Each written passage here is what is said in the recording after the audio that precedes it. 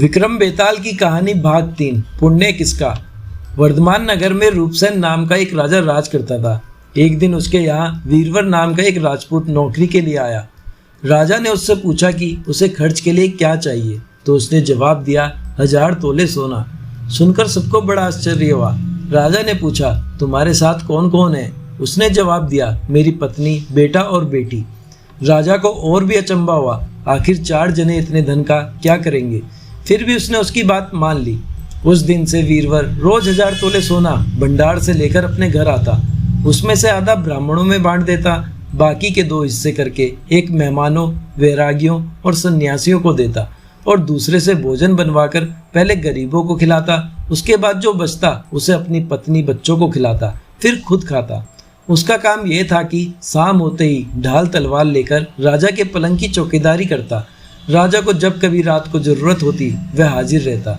एक आधी रात के समय राजा को मरघट की ओर से किसी के रोने की आवाज आई। उसने वीरवर को पुकारा तो वह आ गया। राजा ने कहा जाओ पता लगाकर आओ कि इतनी रात गए ये कौन रो रहा है और क्यों रो रहा है। वीरवर तत्काल वहां से चल दिया। मरघट में जाकर देखता क्या है कि सिर से पांव तक एक स्त्री गहनों से लदी कभी नाचती है, कभी कूदती है और सिर पीट पीट कर रोती है, लेकिन उसकी आंखों से एक बूंद आंसू की नहीं निकलती। वीरवर ने पूछा तुम कौन हो, क्यों रोती हो। उसने कहा मैं राजलक्ष्मी हूँ। रोती इसलिए हूँ कि राजा विक्रम के घर में खोटे काम होते हैं, इसलिए वहाँ दरिद्रता का डेरा पड़ने वाला है। मैं वहाँ से चली जाऊंगी और राजा दुखी होकर 1 महीने में मर जाएगा। सुनकर वीरवर ने पूछा इससे बचने का कोई उपाय है। स्त्री बोली हाँ है, यहाँ से पूरब में 1 योजन पर एक देवी का मंदिर है।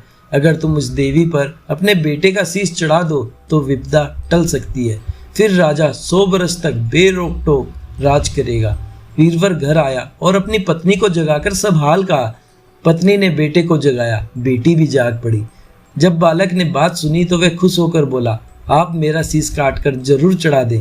एक तो आपकी आज्ञा, दूसरी स्वामी का काम, तीसरा यह है कि देवता पर चढ़े। इससे बढ़कर बात और क्या होगी, आप जल्दी करें। वीरवर ने अपनी पत्नी से कहा अब तुम बताओ।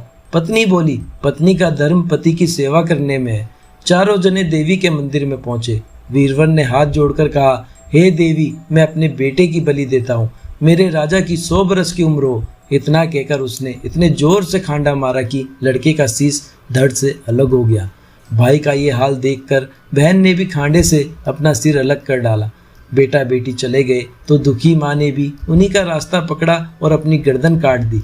वीरवर ने सोचा कि घर में कोई नहीं रहा तो मैं ही जीकर क्या करूँगा। उसने भी अपना सिर काट डाला। राजा को जब ये मालूम हुआ तो वह वहाँ आया। उसे बड़ा दुख हुआ कि उसके लिए 4 प्राणियों की जान चली गई। वह सोचने लगा कि ऐसा राज करने से धिक्कार है। ये सोच उसने तलवार उठा ली और जैसे ही अपना सिर काटने को हुआ कि देवी ने प्रकट होकर उसका हाथ पकड़ लिया। बोली राजन, मैं तेरे सास से प्रसन्न हूँ, तू जो वर मांगेगा सो दूंगी। राजा ने कहा देवी तुम प्रसन्न हो तो इन 4 को जीवित कर दो। देवी ने अमृत छिड़क कर उन 4 को फिर से जीवित कर दिया। इतना कहकर बेताल बोला राजा बताओ सबसे ज्यादा पुण्य किसका हुआ। राजा बोला राजा का। बेताल ने पूछा क्यों। राजा ने कहा इसलिए कि स्वामी के लिए सेवक का प्राण देना धर्म है, लेकिन सेवक के लिए राजा का राजपाट को छोड़ जान को तिनके के समान समझकर देने को तैयार हो जाना बहुत बड़ी बात है। यह सुन बेताल गायब हो गया और पेड़ पर जा लटका। बेचारा राजा दौड़ा दौड़ा वहां पहुंचा और उसे फिर से पकड़कर लाया तो बेताल ने चौथी कहानी सुनाई।